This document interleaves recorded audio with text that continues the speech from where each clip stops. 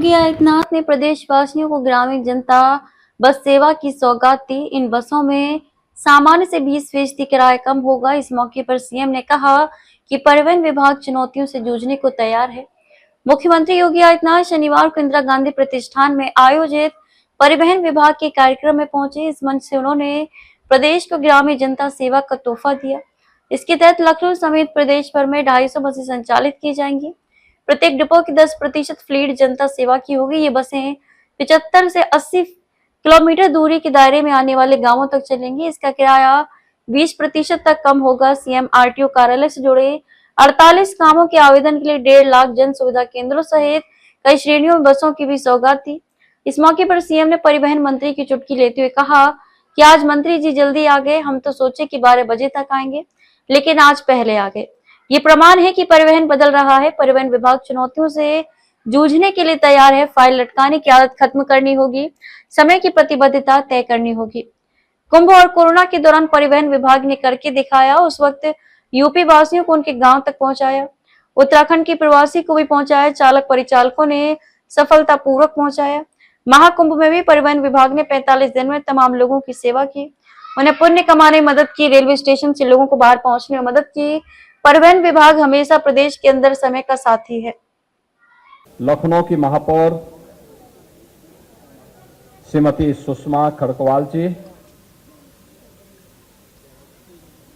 माननीय विधायकगण श्रीमती जयदेवी जी, श्री अमरेश कुमार जी,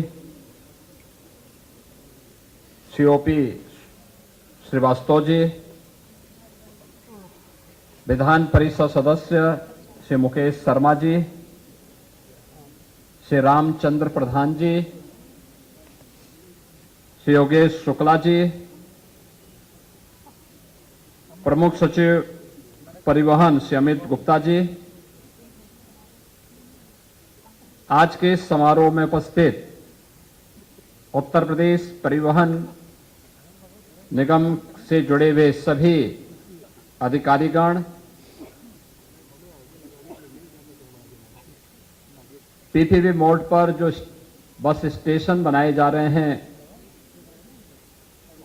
उसके निर्माणकर्ता और उपस्थित अन्य बहनों और भाइयों, आज हम सब यहां पर एक अच्छे माहौल में इंदिरा गांधी प्रतिष्ठान के इस जुपिटर हॉल में बैठे हैं। आपने देखा होगा ये अपने आप में एक मॉडल है। जुपिटर हॉल लखनऊ विकास प्राधिकरण ने फिर से रिनोवेट किया है। पैसा लगाया है तो पैसा कमाया भी है। 4 वर्ष में 32 करोड़ रुपए से अधिक की आय अकेले सभागार से लखनऊ विकास प्राधिकरण को हुई है। तो इसलिए इतना शानदार माहौल आज उन्होंने यहां पर इस कार्यक्रम के लिए भी उपलब्ध करवाया है। तो मैं सबसे पहले इंदिरा गांधी प्रतिष्ठान, जो प्रदेश की राजधानी का सर्वाधिक सार्वजनिक कार्यक्रमों का एक केंद्र बिंदु है, उसमें जुपिटर, मार्स और मरकरी के साथ ही अन्य सभागारों के पुनर्विकास के लिए, सुंदरीकरण की इस योजना के लिए हृदय से धन्यवाद देते हुए इस पूरे कार्यक्रम के लिए उनको बधाई देता हूं। और ये परिवहन विभाग पहला कार्यक्रम है जो इस आयोजन का हिस्सा बन रहा है। यानी जुपिटर हॉल के पुनरुद्धार और पुनर्विकास कार्यक्रम के बाद आज ये पहला अवसर है जब परिवहन विभाग का एक कार्यक्रम यहां पर हो रहा है। क्योंकि कार्यक्रम का शुभारंभ करने के लिए, कार्यक्रम तो 11 बजे से मुझे बताया गया था, तो मैं मानता था कि मंत्री जी आपके 12 बजे तक पहुंचेंगे तो मैं भी पहुंच जाऊंगा। लेकिन मैं मीटिंग में ही था, मुझे 10 ही बजे बताया गया कि मंत्री जी पहुंच गए हैं। वे रात्रि में भी 12 बजे तक यहां थे। और हम लोग 11 बजे अब मेरा एक भाषण भी प्रारंभ हो चुका है। यह एक मॉडल है और मुझे लगता है कि मंत्री जी समय से पहले आए तो इसका मतलब ये है कि अब वह भी चाहते हैं कि परिवहन विभाग के जो बस स्टेशन हैं वे भी इसी प्रकार से सुंदर बने, व्यवस्थित बने और आम जन को अपनी ओर आकर्षित कर सकें, इसलिए उनकी उपस्थिति अत्यंत महत्वपूर्ण है। मैं आज जिन प्रयोजनाओं का यहां पर शिलान्यास हो रहा है, शुभारंभ हो रहा है या लोकार्पण हो रहा है, इसके लिए परिवहन विभाग को अपनी शुभकामनाएं देता हूं, बधाई देता हूं और शुभकामनाएं भी देता हूं। परिवहन विभाग प्रदेश के पब्लिक ट्रांसपोर्ट का सबसे बड़ा माध्यम है और स्वाभाविक रूप से देश का भी। 14,000 बसेज किसी एक निगम के पास हों और उसके माध्यम से संचालित हो रहे हों, तो उत्तर प्रदेश परिवहन निगम सफलतापूर्वक अपनी सेवाएं प्रदान कर रहा है। उसके चैलेंजेस भी हैं। इतनी विशाल आबादी के लिए सुविधा देना और खास तौर पर अभी हाल ही में रक्षाबंधन के अवसर पर 3 दिनों तक लगातार बस सेवा, और वह भी बहनों को फ्री में बस सेवा को जो सुविधा आपने उपलब्ध करवाई वह और भी शानदार थी। यद्यपि उसका प्रचार प्रसार विभाग नहीं कर पाया, कितनी बहनों ने यात्रा की इसके बारे में बहुत बता नहीं पाया। अगर उसका भी हाईलाइट करते तो लोगों के मन में एक और प्रचार का आपको आधार बनता, आपको एक अवसर था। लेकिन आज इतनी अधिक सेवाएं और इतना विस्तार,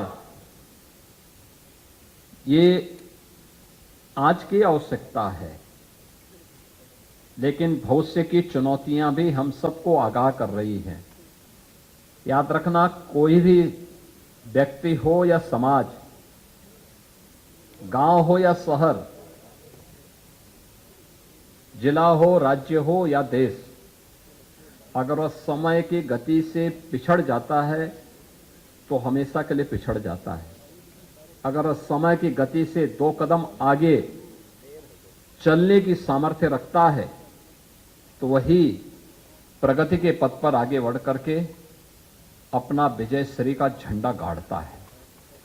और उस विजयश्री की, प्रगति की यात्रा में विजयश्री का झंडा गाड़ने के लिए हम भी विकसित भारत की इस परिकल्पना के सारथी बनेंगे।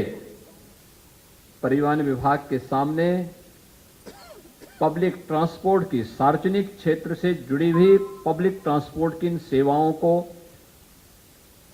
3 प्रकार की उन योजनाओं के साथ हमारा शॉर्ट टर्म प्लानिंग हमारी क्या होगी,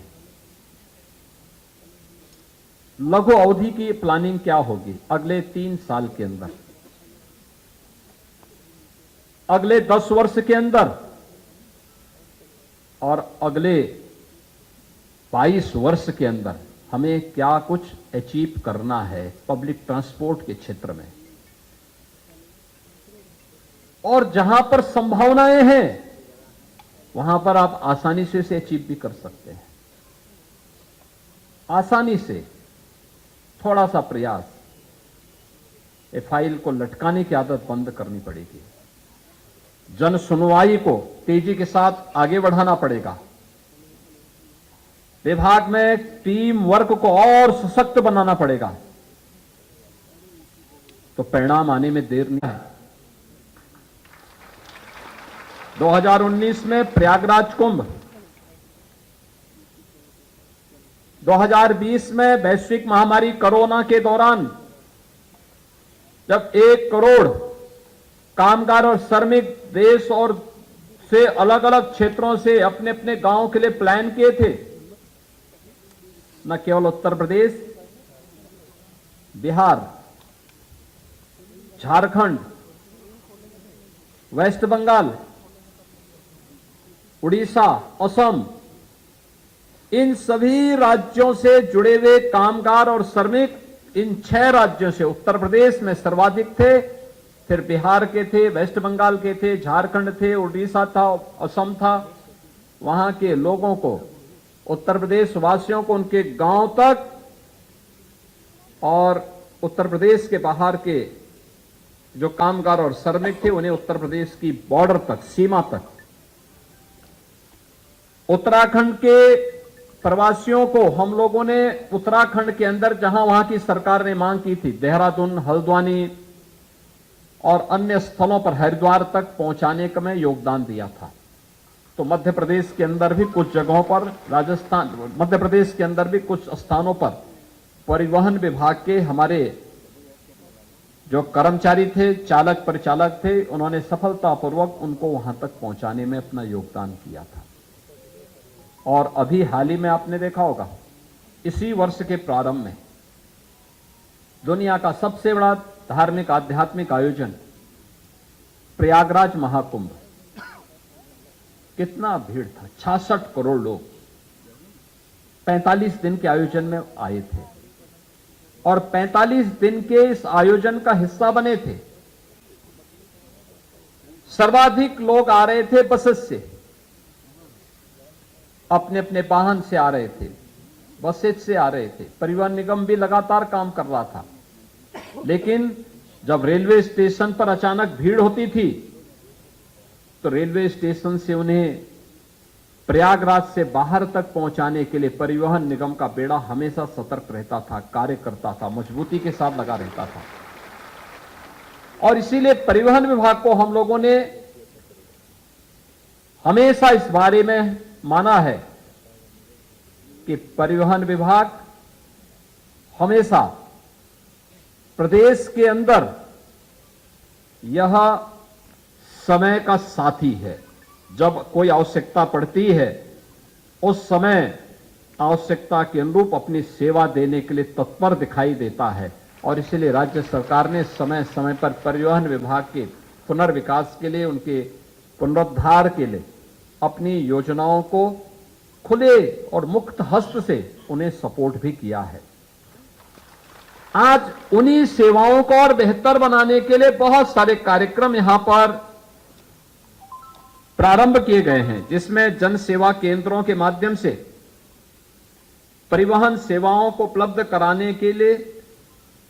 कराने के कार्य का शुभारंभ भी हुआ है और परिवहन विभाग के माध्यम से सीएससी के साथ एमओयू भी हुआ है। यानी एक कॉमन सर्विस सेंटर के माध्यम से भी आम जन को उसकी सुविधा उपलब्ध हो सके, वह अपनी जरूरत के हिसाब से परिवहन विभाग से जुड़ी हुई सेवाओं का उपयोग कर सके। आज ये एमओयू यहां पर संपन्न किया गया है। आईआईटी खड़गपुर और परिवहन विभाग के बीच में एमओयू,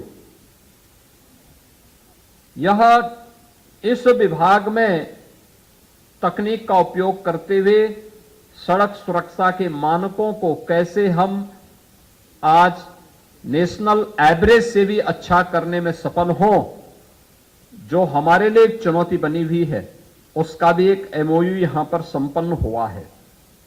इंटरनेशनल ड्राइविंग परमिट की एक नई बुकलेट का भी विमोचन हुआ है और सरल परिवहन हेल्पलाइन का भी 149 की हेल्पलाइन भी जारी हुई है।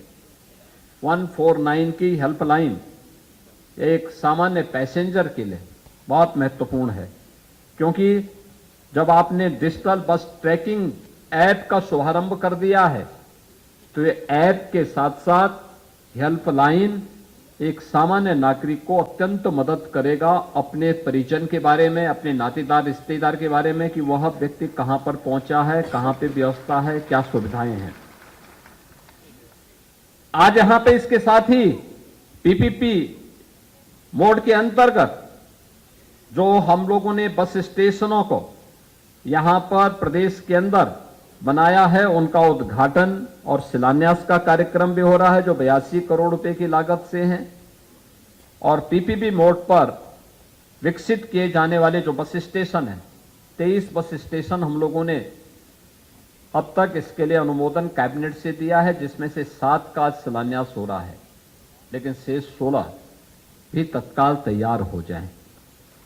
इसके साथ ही हर जनपद में जाना है तो 54 ऐसे अन्य बस स्टेशन भी इंतजार कर रहे हैं, जहां पर पीपीपी मोड पर हमें वर्ल्ड क्लास इंफ्रास्ट्रक्चर विकसित करना है।